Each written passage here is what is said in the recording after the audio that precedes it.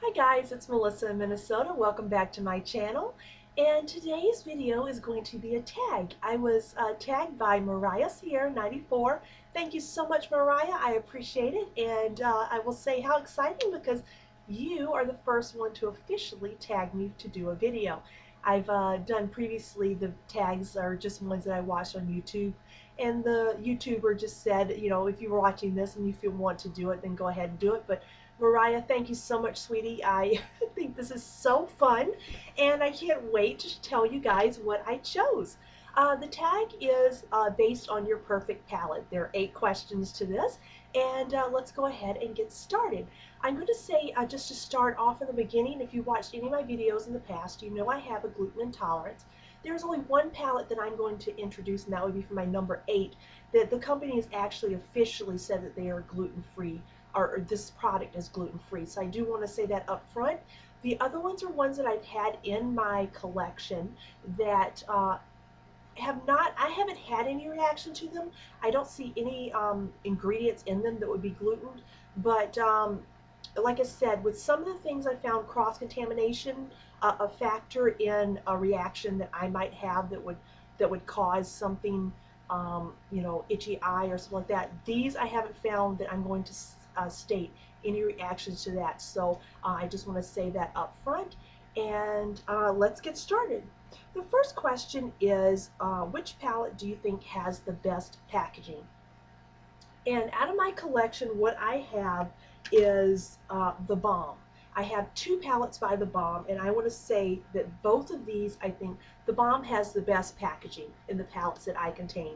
I'm going to say 2 because the Nude'tude is one that contains all sheen, all the colors. There might be a couple mattes, I believe. The Sleek and the one that's called Serious, those are matte shadows, but most of them have a slight sheen to them. Me being 41, I tend to shy away from this type, or I can't say this type because I do like this palette, but those type of colors. I find that the ones that are more matte seem to wear better on me, I just think personally the sheen seems to be more and I'm going to say this, there are no rules in makeup, but for me I think that the ones that have a lot of sheen, any glitter, is just not me. So now that I'm 41, that just, I don't feel that they look the best on me. So I'm going to say that. Did I word that okay? So I don't want to offend anybody, and that's just, like I said, a personal opinion. So again, I would say the balm. This is the Nude'tude. I love this packaging because it's kind of like a little burlesque, where the girls, this is the one, they're naughty is the name of this palette because when you open it, it has the girls in it. There's one that they call the Nude'tude Nice, and it doesn't contain the girls that are in it. Nothing is showing. Everything's covered up. The little eyeshadow palettes would be where the girls' parts would be, the natural body parts. So, but it's just a cute packaging, and you know, they have names like stubborn and sassy and sexy and sultry and sleek. So I think it's just fun. And with that, those are the ones that have the sheen. The other one that I have is for best packaging would be, again, the balm. This is Meet Matte Nude. All the colors that are here are, as the name implies, they are the matte shades, and nude being that they are all natural, neutral colors. There's, you know, you've got the smoky gray, you've got the dark warm browns, you've got the cool brown, you've got one that's a little more of a, you've got the yellow, the highlight color, which is the white color. That might be a little easier to see, but they're all mattes. And again, following with the theme, it's matte, so they have names that are in it like Matt Johnson, Matt Garcia, and Matt Wood. So I really like, for as far as packaging, the balm nails it. They continue with the theme that's on it. They continue on with that, sticking with what it is. And I think those are so cute. So I really like those. The next question is, what do you think is the best palette that has the best color payoff? And what I've chosen for those, and these are all the ones that are in my collection that I have, I'm going to say that I believe the best color payoff is the Maybelline Studio. Now I'm going to say this, the ones that I have is the Green with Envy and the Olive Martini. Um, Most people consider these quads, not palettes, so if that is, if we're going to go with that, then the best color payoff that I'm going to say that I have in a palette would be the Urban Decay colors. I have this is the Urban Decay, I believe this was the Ammo um, palette, but as far as the color payoff in these last. They're smooth, they're buttery.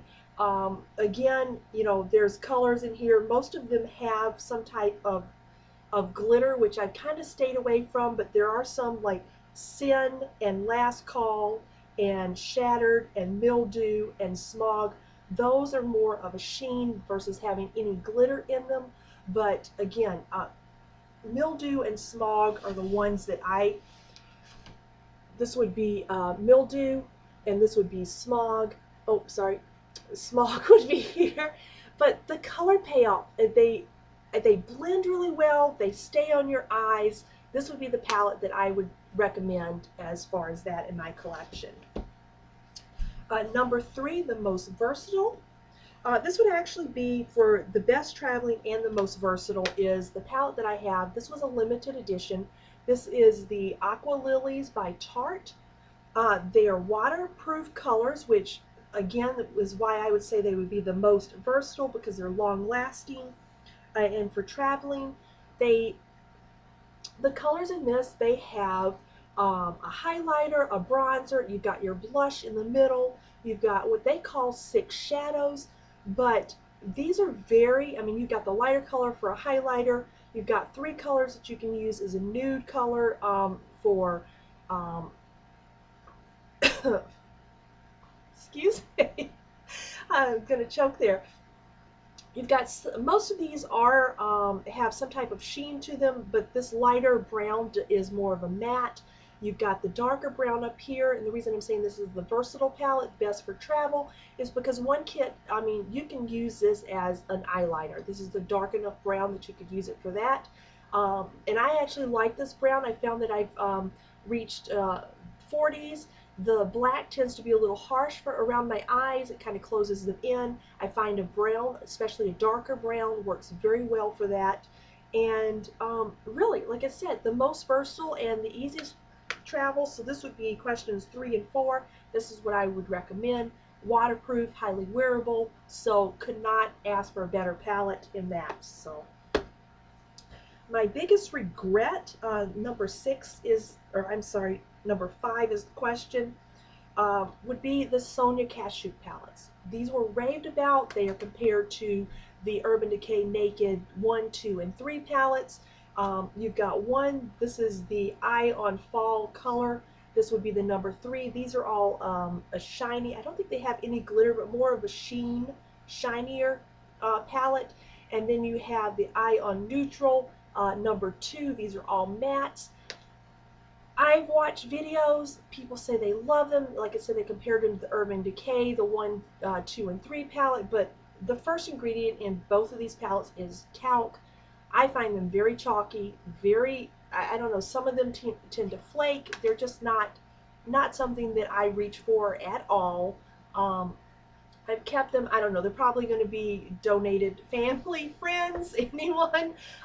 They're just not something that I lean toward. I just was not impressed with these. I thought this would be something that would, you know, I didn't have to spend the $50 for an Urban Decay palette, but this was not, you know, you're thinking about these are 15 each, so $30 and 20 more, and I could have had a really good palette because I love the colors in Urban Decay. I mean, they are very, very buttery.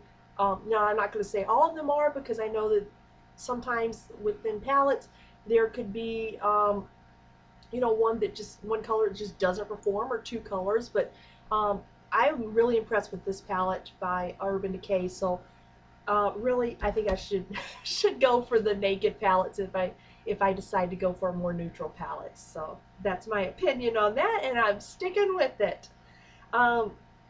Number 7 is the least used. Again, I'm going to say the Sonia Kashuk palettes, the the one that's neutral and the Ion Fall. Those I just don't reach for, not crazy about. And the last question is the palette most used, most loved, and Desert Island. And this is my company that I really like. The product that I'm going to recommend, the company states it is gluten-free. I mean, I can't rave about this enough. I absolutely love this. I'm wearing it today.